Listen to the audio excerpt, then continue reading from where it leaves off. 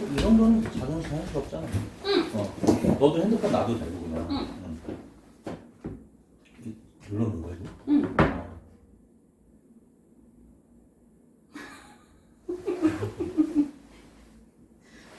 진짜 이번에 얼마? 아 진짜로 얼마 만에 한 거지 이번에?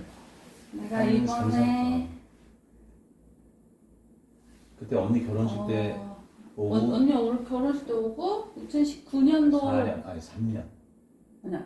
그러니까 18년도에 언니가 결혼을 했고 12월에.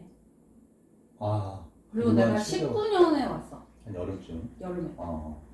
그때 그래가지고. 저쪽 사무실 삼촌. 맞아. 때. 그때 왔었지. 잠깐 왔지. 음. 그리고 나서는 3년 만인가? 그때 일 막 부동산 일 시작했다라고 하고. 막 시작했을 때. 그때 이제 삼촌 와가지고 얘기도 하고 그랬었는데 그지? 3년 만에 한 거 같아. 그러게. 근데 어떻게 이번에 이제 그 자격증이 이제 취득했다고 그러는데 프로퍼티 뭐라고 했잖아. 그게 그걸 어떻게 좀 다른 과정이 좀 궁금해. 우리나라 공인중개사하고도 조금 업무가 다른 것 같기도 하고. 시험 준비를 어떻게 했으면 뭐 어떤 그 시험 과정이 있는 거지? 합격까지. 그러니까 이거는 원래 예전에는 정말 몇 년 전? 5년 전까지만 해도 호주 부동산이 그렇게까지 이런 코스? 그거 자격증을 따는 그 코스를 길게 안 잡고 막 일주일 클래스를 들으면 바로 딸 수 있는 그런 거였는데 이제 인구도 많아지고 서호주에 이제 부동산을 하는 사람들이 많아지니까 이제 정부에서 이제 제대로 해야겠다라는 그거가 있었나 봐. 그래서 어느 순간 갑자기 1년 코스로 늘어났어. 제대로 하는 걸로. 그래서 이제 처음에 했는데 너무 쉽게 생각했던 거지. 나는 이제 그 지금 같이 일하는 애가 자기는 일주일만 클래스 갔다 오면 바로 그냥 줬으니까. 시험도 없이. 1년 전에 그 당시엔. 그러니까 엄청 옛날이라 정확한 언젠지 모르겠는데 일주일만 그냥 그때는 이제 가서 콜리지를 가서 일주일만 수업 들으면 그냥 자격증만 주는 그런 식으로. 그래서 너무 쉽게 생각해서 공부를 했는데 그러니까 좀 안일하게 생각해서 공부를 하고 시험을 봤는데 이제 제대로 하니까 안 된 거지.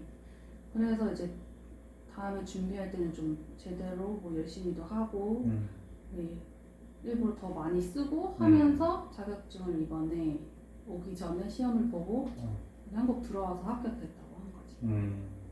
근데 이제 우리랑 다르게 우리는 이제 삼촌도 이제 시험 볼 때는 이제 모여가지고 어떤 특정 뭐 학교 같은데 모여가지고 시험을 보거든 오프라인 상태에서. 근데 온라인 시험이라고 그때 들은 것 같고 그 다음에 좀 독특한 게 이렇게 인스펙션 같은 그런 과정이 있었다고 들었거든.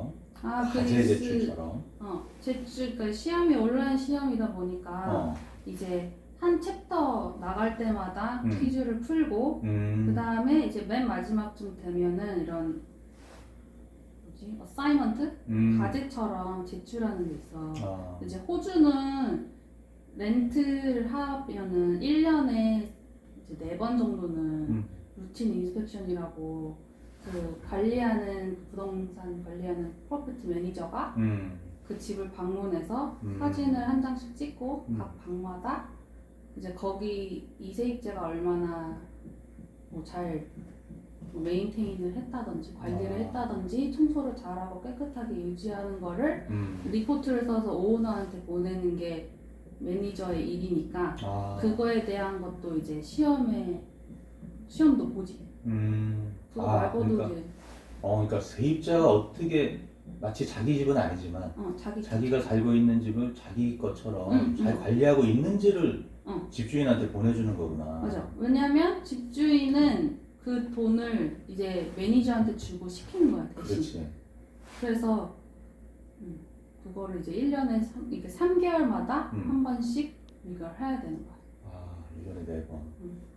분기별로 한 번씩 하는 거구나. 그거를 계속 예를 들어 호주 안에 집주인이 살 수도 있고 또 소유자인 그분이 또 해외에 계실 수도 있는데 그걸 예를 들어 모든 게 요즘 온라인이니까 맞아. 자, 뭐 메일링을 해주거나 카톡 같은 메신저로 보내주기도 하고 그렇게 해서 끊임없이 그러니까 그런 그 매니지먼트 프로퍼티 매니지먼트 그 관련 회사에 지금 재직 중인데 그거를 이번에 자격증을 취득을 하면서 좀 더 전문성 있게 이제 할 수 있게 됐다는 얘기겠구나.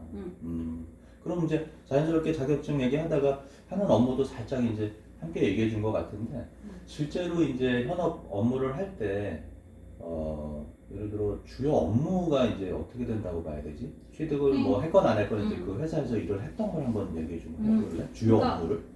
내 회사는 좀 작은 회사여서 그러니까 큰 부동산이랑 다르게 거의 뭐 매니지하는 관리하는 집들도 적고 그래서 이제 뭐 거의 모든 걸 다 했다고 보긴 하는데 이제 이메일 주고받는 거랑 테넌트랑 그러니까 세입자랑 집주인 가운데 있어서 이제 주고하는 거랑 세입자를 테넌트라고 하는 거. 테넌트 그리고 집주인 오너 그리고 이제 수리 해주는 사람들을 크레디터 그래서 이제 그 세입자가 어디 고장났어 하면은 이메일로 주면은 나는 알았어 하고 이제 크레디터 이제 고쳐주는 사람들을 찾아. 그래서 전속으로 이렇게 계약이 돼 있는 데도 있겠지만 그때 찾아.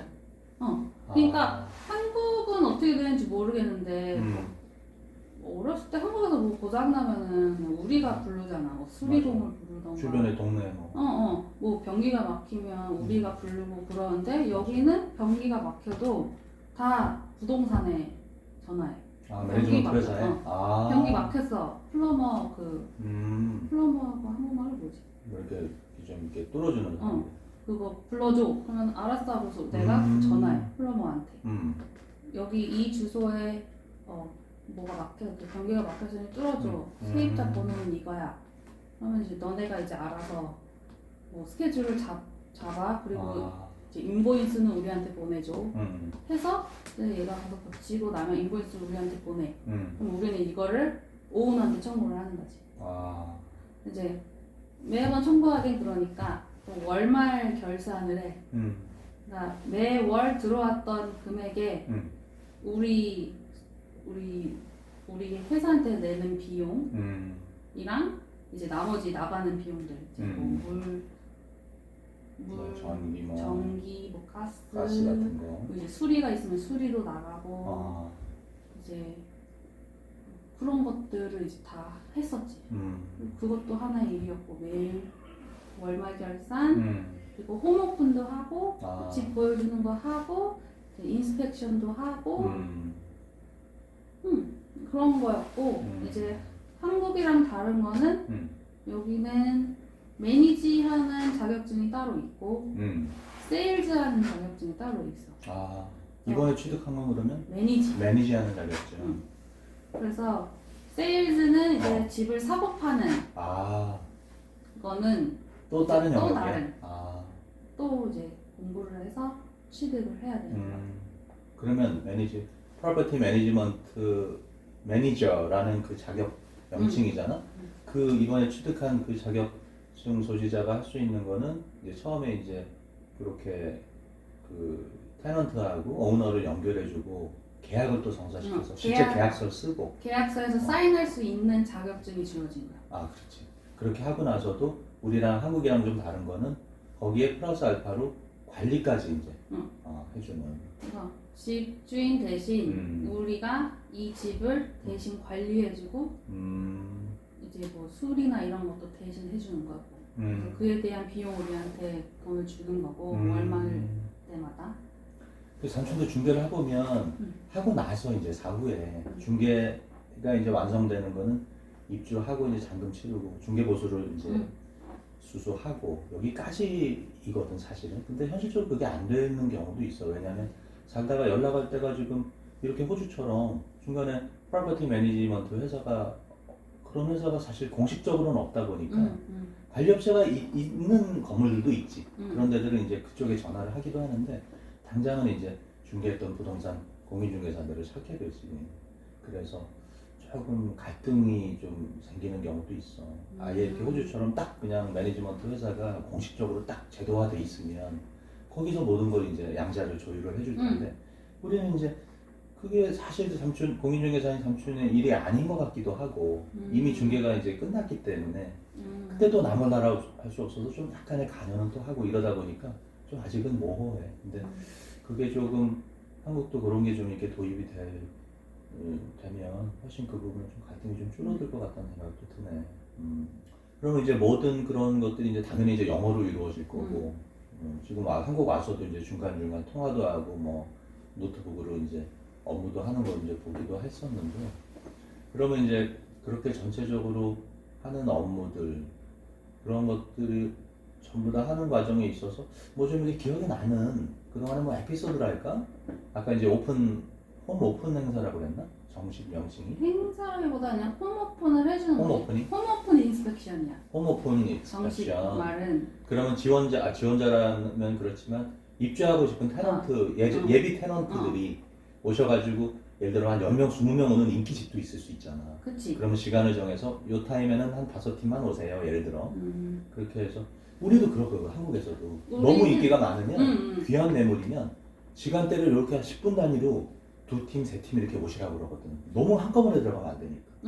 호주도 좀 그런 경우가 있다는 얘기네. 우리는 코로나 전에는 그냥 온라인에 올려놔. 몇 월, 며칠, 언제, 몇 시에 홈오픈 한다. 이렇게 그 매물을 사이트를 클릭하면 이제 그 아래 떠 인포메이션에 홈오픈 인스펙션 언제.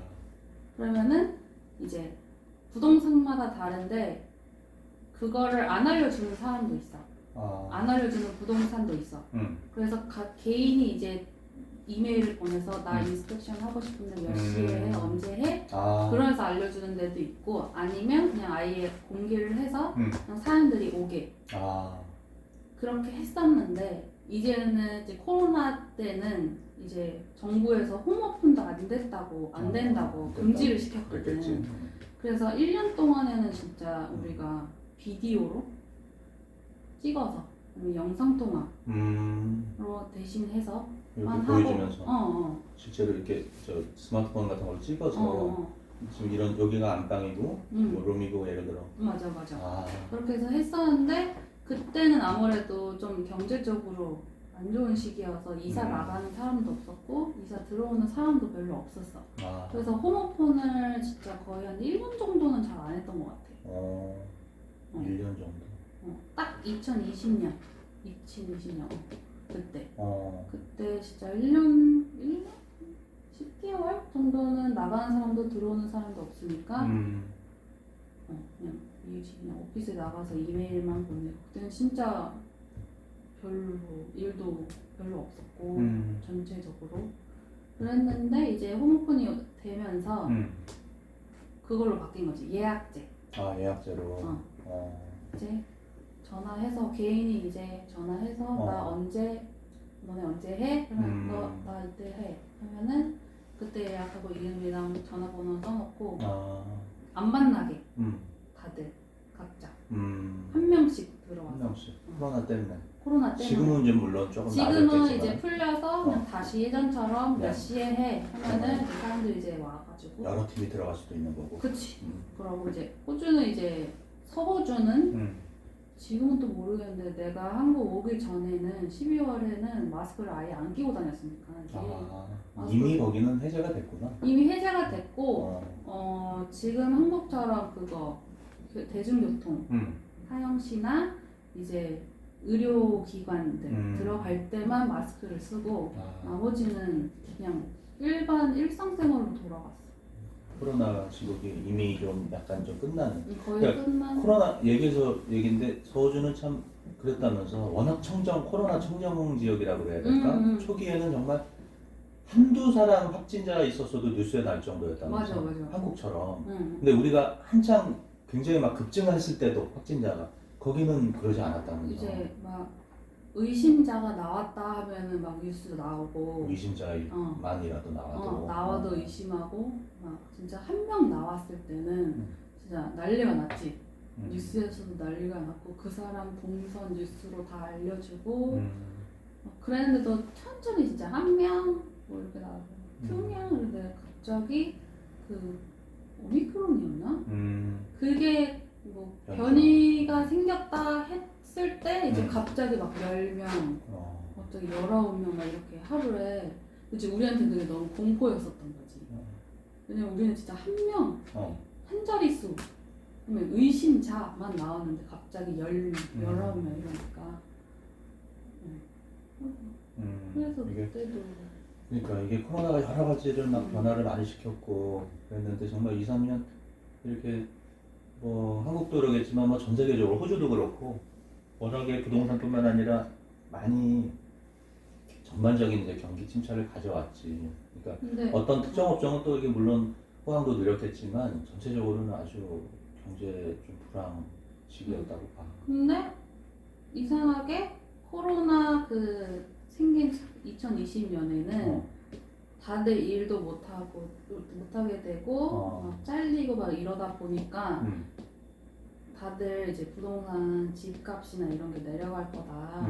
렌트비나 이런 거가. 근데 그 다음에 정부에서 지원을 해준다. 라고 지원을 해준다라고 발표가 되자마자 집값이 완전 폭등을 하고 렌트 비도 갑자기 폭등을 하기 시작했지. 그래. 왜냐면 지원을 해준다 하니까 집을 살 생각이었던 사람들이 원래 모아놨던 돈 플러스 지원받은 돈에서 집 사는 사람들이 많아졌고 그치. 그렇게 되니까 팔고 싶은 살았던 사람들은 비싸게 팔 수 있는 시기가 된 거야. 그러다 보니까 원래 팔려고 했던 사람들이 원래 이제 세를 내놨던 사람들이 그렇지. 갑자기 이제 집을 팔아버리면서 거기 세에 살고 있던 사람들이 갑자기 집을 또 찾아야 되는 입장이 된 거야. 그렇지. 실거주 하려는 사람이 사면 들어와야 되니까 그분이. 그래서 그러면서 이제 렌트 쪽이 폭등을 한 거지. 대란이 일어난 거죠. 그러다 보니까 2021년부터 집값이 올라서 집값이 오르고 또 이게 직접 그 정부 지원이 이제 발표되면서 그 원래 이제 갖고 있던 자산에 보태서 이제 집 살려는 사람도 많아지고 그렇지. 내놓는 사람도 그거 살려는 사람이 많아지니까 집값을 올려서 집을 파는 사람들이 많아졌고 그로 인해서 거기에 세에 살고 있던 사람들이 급하게 또 집을 옮겨야 되는 상황이 된 거지. 그래서 또 이제 집을 렌트하는 사람들은 또 그거를 계기로 집값을 올려서 이제 세를 내놓으려고 하고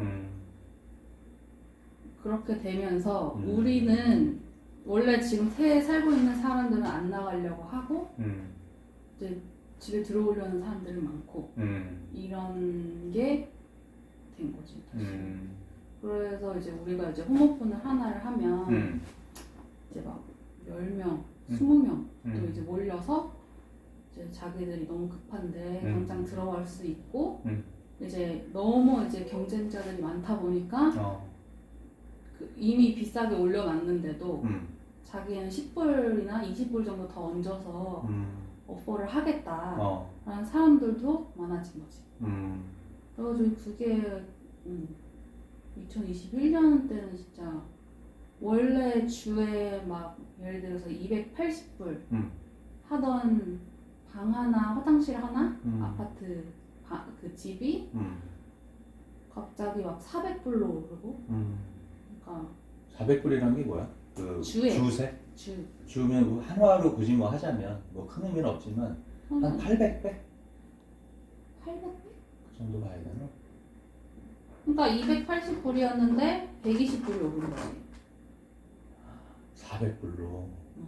그러면 400불. 그러니까 예를 들어서 막 1불이 1,000원이라고 하면은 지금은 한 800원이지만 1불이 1,000원이라고 하면은 주에 28만 원 하던 게 주에 40만 원으로 바뀐 거야. 한 달에 160, 170, 180 정도.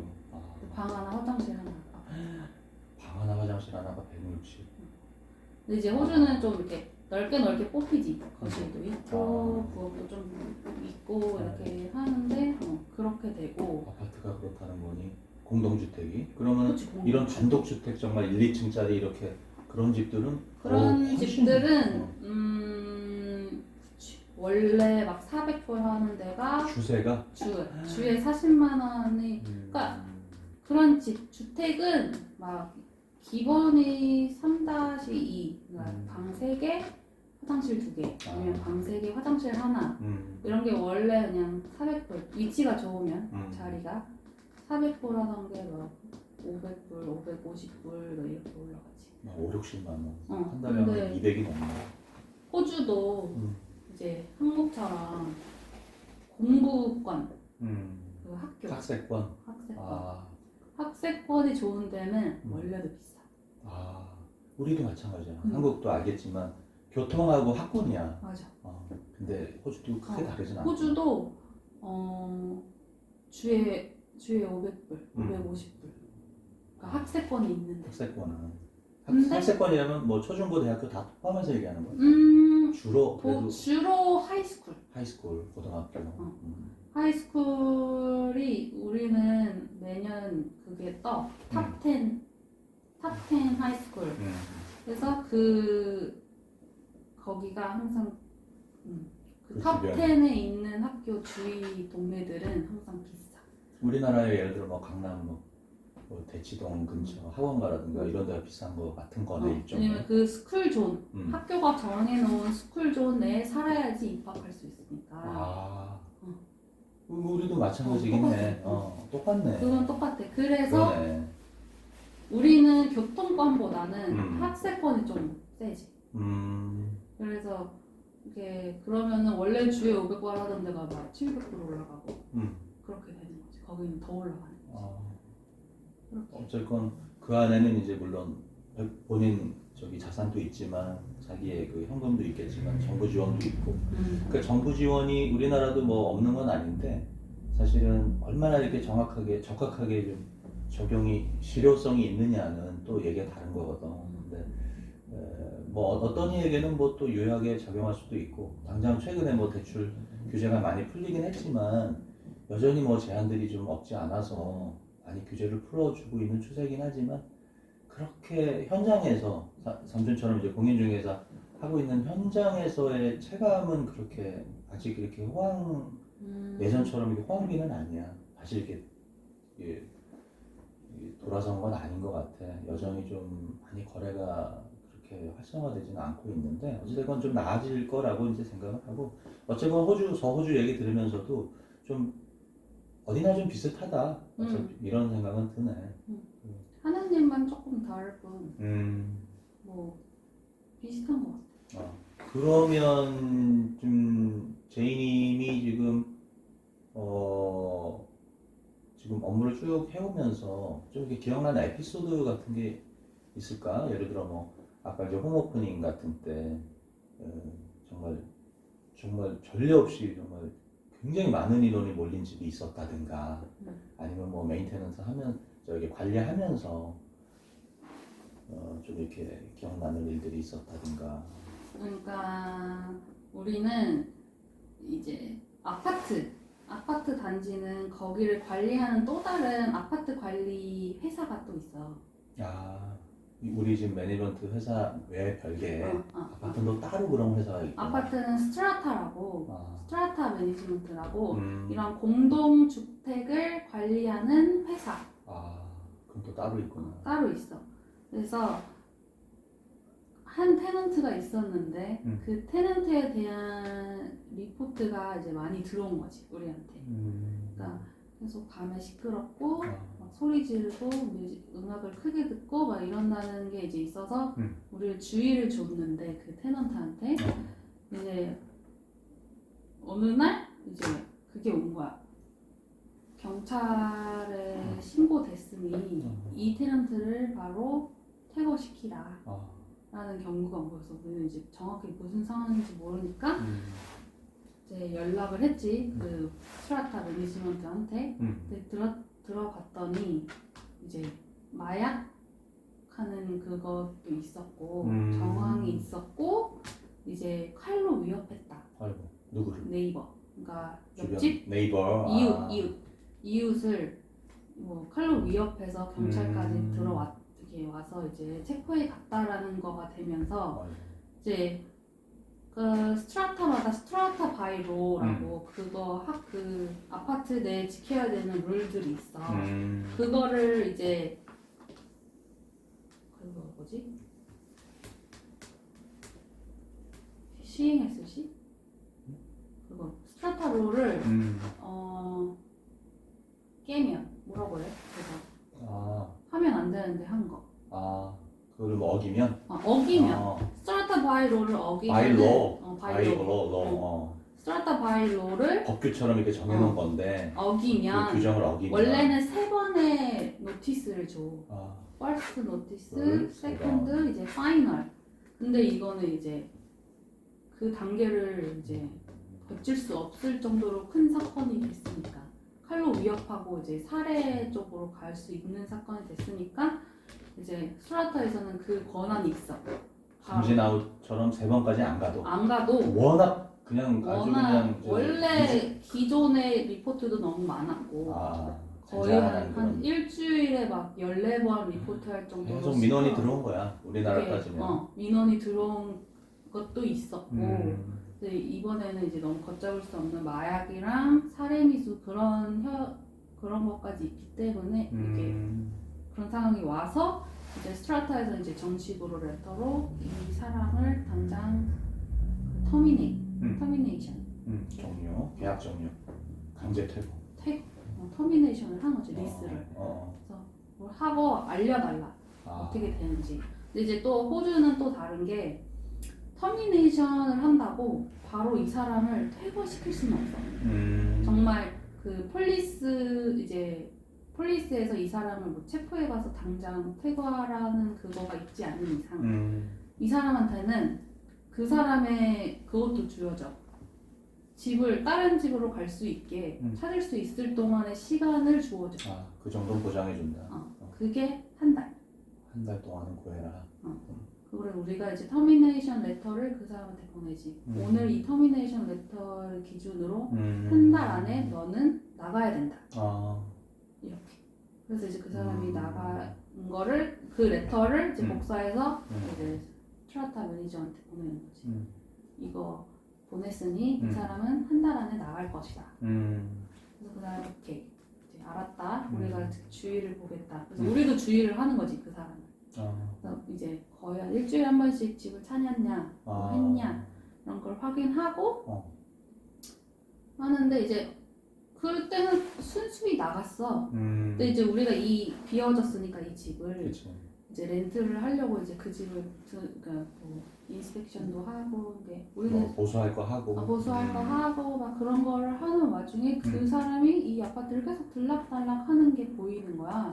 그래서 처음에는 우리는 그걸 의심했지. 이 사람이 키를 복사해서 이제 집에 들어오나. 근데 아니나 다를까 우리가 이제 휴가 그 퍼블릭 홀리데이 쉬는 날 빨간 날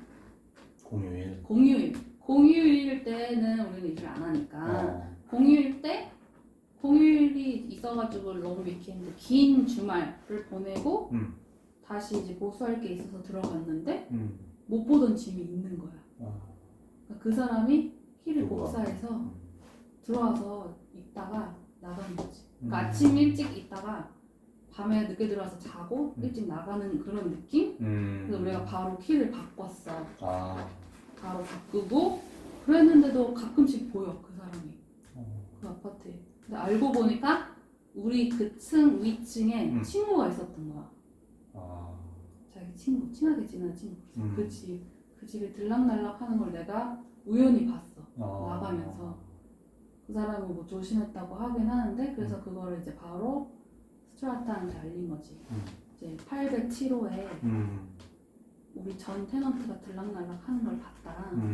그러니까 그 부동산 만약에 집주인은 아닌 것 같고 집주인이 사는 건 아닌 것 같고 그쪽 프로퍼티 매니저한테도 알려야 될 것 같다. 해가지고 그렇게 해서 종료가 됐지. 이제 더 이상 안 보여. 원래 이제 아래층이니까 뭐 예를 들어 707호에 살았던 사람인데 701호? 701호에 살았는데 퇴거했는데 하루 2층 807호 친구 집에 친구 집에 딱 바로 보여. 그러니까 조금만 올리면 700, 807호가 보이는 거야. 그러니까 얼마나 가깝고 하니까 응. 또 예전에 뭐 귀소 본능 뭐 그런 것까지는 아니겠지만 어쨌든 계속 이제 왔던 아파트니까 살면서 자연스럽게 왔다가 그냥 하루 자고 가고 뭐 이런 식으로. 근데 그거조차도 예의주시하고 안 맞아. 된다고 왜냐면 할 수 있구나. 이 사람은 음. 물론 이 유닛에 음. 대한 사는 거에 박탈이 됐지만 됐지만 공동주택이므로. 공동주택이므로 스트라타는 이 사람을 이 건물에 퇴거를 시킨 거기 때문에 이 사람이 이 건물에 들어오면 안 되는 거야.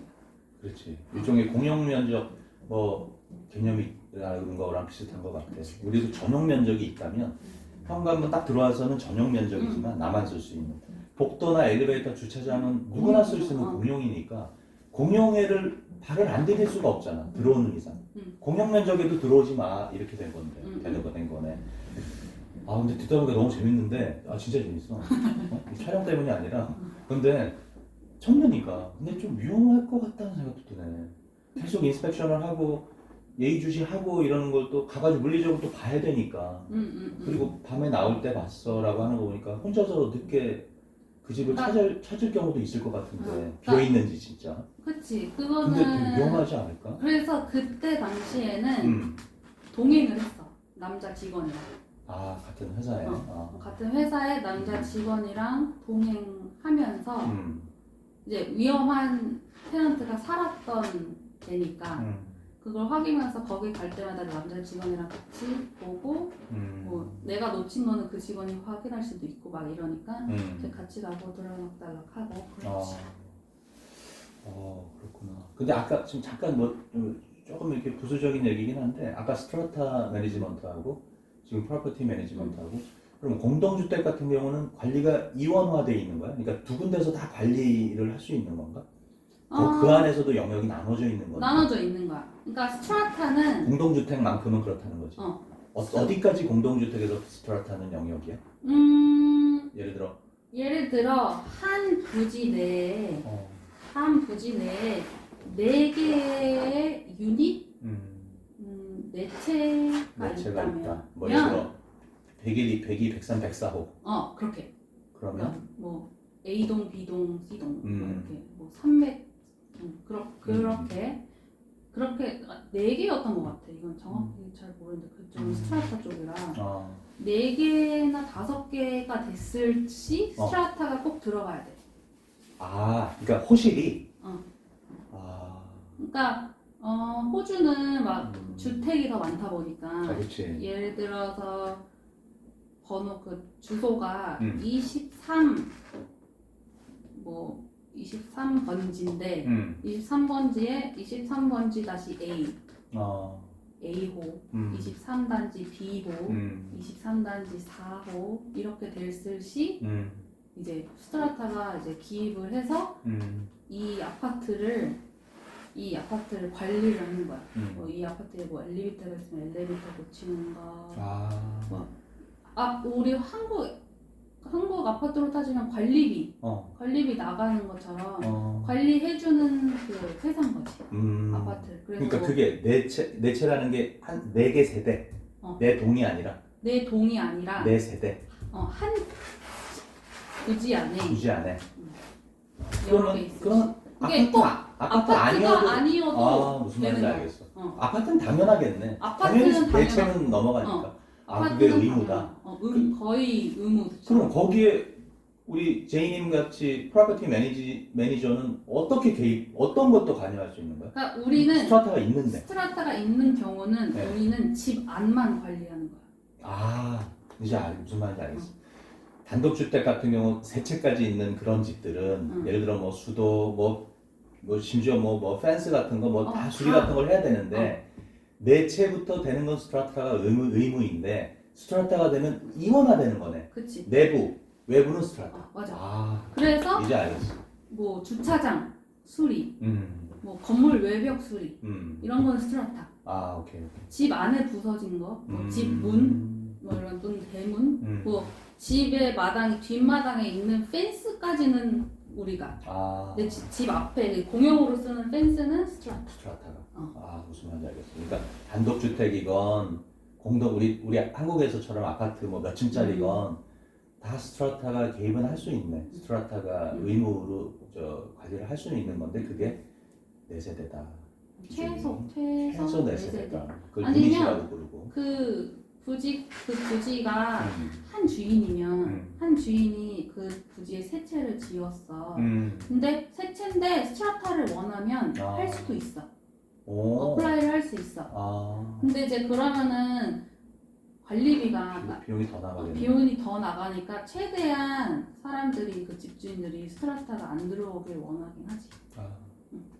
오히려 이제 큰 회사가 아예 그냥 큰 땅에 집들을 막 지어놓고 이건 스트라타로 할 거야 아. 라고 해버리면 어쩔 수 없는데 어쩔 수 없는데. 그 부지를 한 사람이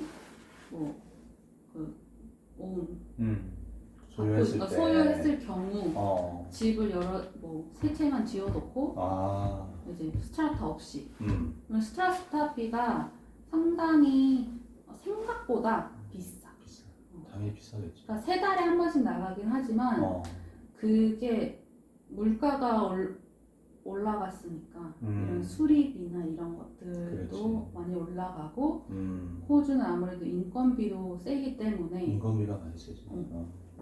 그걸로 인해서 이제 스트라타 비가 좀 비싸죠. 그렇지. 복지가 워낙 좀 상대적으로 잘 돼 있는 나라, 선진국에 속한 나라다 보니까 아무래도 사실 뭐 노동을 안 해도 복지를 이제 연금 같은 게 잘 나오니까 그만큼 이제 아주 열심히는 안 할 수 있다는 거지. 그러다 보니까 사람들이 너무 없고 노동을 할 수 있는 그러다 보니까 인건비가 너무 올라가는 거지. 그러니까 호주는 살짝 그 인건비를 좀 많이 쳐주긴 하는데 그게 그 사람을 존중해서 그 사람이 시간을 써서 이제 일을 하는 거니까 노동을 하는 거니까 좀 그렇게도 주기도 하는 것 같고 이건 내 개인적인 생각일 수도 있지만 오케이 알겠어. 아까 그런 에피소드는 정말 좀 이렇게 딱 이렇게 그냥 이렇게 생각만 해도 약간 좀 위험할 것도 같고 한국하고 좀 한국도 이제 여러 가지 일들이 있지. 사람 사는 게 이제 집이란 게 이제 사람이 이제 거주하는 이제 그런 데다 보니까 정말 여러 가지 일들이 있지. 진짜 많이 있어. 진짜 극단적 선택을 하는 분들도 있고 아니면 뭐 그 민원 제기, 뭐 층간소음은 아파트 같은 공동주택이건 이런 소위 빌라라고 하는 다세대 주택, 다가구 주택에서도 얼마든지 있거든. 층간만이 아니라 아래 위층뿐만 아니라 세대간. 이게 그렇게 방음이 뭐 이렇게 뭐 좀 앞으로는 뭐 법제화해서 층간 소음제도 뭐 잘 넣게 해서 많이 이제 공동주택에서 층간 소음 문제를 이제 좀 해소할 거다라고는 하지만 여전히 전에 이미 지어졌던 아파트들은 그게 굉장히 취약하다고. 그러니까 할 거 살살 걸어도 이제 들릴 정도니까 어느 건물에 따라서는. 그 빌라도 마찬가지. 그러니까 그런 다양한 주거 형태가 있지만 어쨌건 층간 소음이나 그런 여러 가지 그 세대 간의 민원들은 발생할 수 있는데 아까 느낀 거는 조금 더 전문적이네. 아니 좀 많이 전문적이네 우리나라보다는. 우리는 일단은 당장 세대간끼리 이제 바로 그냥 이렇게 해결하려고 하는데 그치 스트라타도 그렇고 또 이렇게 프로퍼티 매니저도 그렇고 이렇게 중간 단계들이 있으니까 맞아. 사실 소유자 찾아봐야 뭐 해결 안 되거든. 뭐 연로한 분이면 또 연세 많으신 분은 또 해결을 뭐 못 해줄 수도 있고 뭐 예를 들어 뭐 주차장에 뭐 등이 나갔는데 교체해 주세요. 해외 사는데 어떻게 오냐고. 근데 그런 것들을 예를 들어 아주 그 업체들이 다 지정돼 있어서 하루에 연락 가면 조치를 해주니까 그래서 물론 조금 렌트비가 더 비싸고 그렇게 하겠지만 또 그건 거지. 시간이 더 걸린다는 점도 있지. 그렇지. 그러니까 여러 단계를 거쳐야 되니까. 그런 점은 또 단점이지. 단점이구나. 그러니까 이 사람은 빨리 해결했으면 좋겠는데 진짜 절차가 있으니까. 아파트에 살 경우 아파트에 사는 주민은 그건 거지. 이제 부동산 사람한테 이거 일어났어. 우리는 확인하려고 스트라타한테 물어봐. 스트라타는 그걸 확인하려고 이 사람이 리포트했던 다른 세대를 물어봐. 근데 만약에 그 세대가 또 매니지먼트 렌트하는 데면 바로 테넌트한테 못 물어보고 그쪽 부동산 연결 그러면 그 부동산이 이 집 확인. 어. 그럼 이직 다시 답변 또 다시 돌아와. 어. 이렇게 되는 거야. 아. 이렇게 길어지는 거야. 그래서 각자의 매니지먼트가 있으니까. 각자의 또 그러니까 거기다 그 사람- 스트라다까지도 껴있으면 끼워져 버리면 더 4단계, 5단계가 될 수도 있는 거고. 근데 이제 오히려 단독주택보다는 음. 단독주택은 옆집 소음 안 들리거든. 상관 안 하고 소음 들려도 시끄럽네 이 정도지 조용히 할 정도는 아니라서 신고도 안 하고 뭐 그냥 진짜 집에 뭐 술이 있을 때만 우리한테 연락하고 이러는데 아파트는 아무래도 이렇게 좁은 공간에 다 같이 살고 있다 보니까 이런 민원이 많아서 이런 또 거쳐야 되는 건 또 길고 그러네. 그래서 좀 그건 있지. 아, 그런 점은 좀 있지만 음, 그래도 그런 어떤 즉시성 같은 거는 조금 떨어져도 이렇게 뭐랄까 확실하게 결과는 좀 보장된다는 확실히 조치는 해준다는 건 있네. 좀 약간 느리지만- 모호한 경우가 한국에서는 좀 있을 수도 뭐 있는데. 느리지만 안전하게 음, 실제로 안 만나도 되고 뭐 음. 나가면서는 보겠지만 나가면서도 말은 안 해. 아, 이 사람들이 뭐 조용히 해달라는 걸 서로 안 해. 그냥 아. 인사만 하고 음. 하고 있다가 나머지 그게 들리면은 이 사람이 와서 그렇게 해서 미안했다. 아, 이렇게 사과하고 그렇게 끝나 우리는. 음. 그러니까 한국처럼 이렇게 바로 안 만나고 이제 서로를 통해서 자기 음. 안전을 보장받으면서 이제 리포트를 하는 거지. 지금 딱 드는 생각이 예를 들어 우리나라도 교통사고 나면 서로 이렇게 막 굳이 시간 낭비하면서 얼굴 붉히면서 싸우지 않거든 도로에서. 그러니까 각각의 보험사들을 각자가 맞아. 부른다고. 그런 비슷한 거. 개념이라고 보여지네. 어. 그게 호주에서는 주택 주택에서도 거래하는데도 있고. 관리하는데도 그게 적용이 되고 있다. 응, 응. 그래서 뭐 비용도 책정이 음. 되고 거기에 따른 이제 그 제도도 마련이 되고 하는 건데 그런 거는 좀 되게 좀 괜찮은 것 같아. 한국도 그렇게 좀 중간 그런 관리하는 그런 주체들이 생긴다면 훨씬 갈등 해소에는 좀 도움이 될 것 같긴 하네. 그래 오늘 너무 얘기 진짜 두런두런 얘기하다 보니까 근데 이게 뭐 이렇게 짧지 않은 시간 얘기한 것 같아. 얘기 듣다 보니 시간 가는지 모르고 진짜 재밌다. 너무 잘 들었고 앞으로 이제 정식으로 자격 취득도 했으니까 이제 프로퍼티 매니지먼트 앞으로도 계속 이렇게 하는 업무 분야에서 이렇게 건승하길 바라고 그리고 다음 기회에 혹시 또 이런 시간 되면 또 한번 이렇게 채널에 또 영상에 또 출연해 줘서 또 네. 한번 그때까지도 있었던 일들 좀 얘기 좀 해줬으면 좋겠어 제이님. 네. 네, 오늘 너무 시간 내줘서 감사합니다. 네. 네네. 감사합니다. 네네.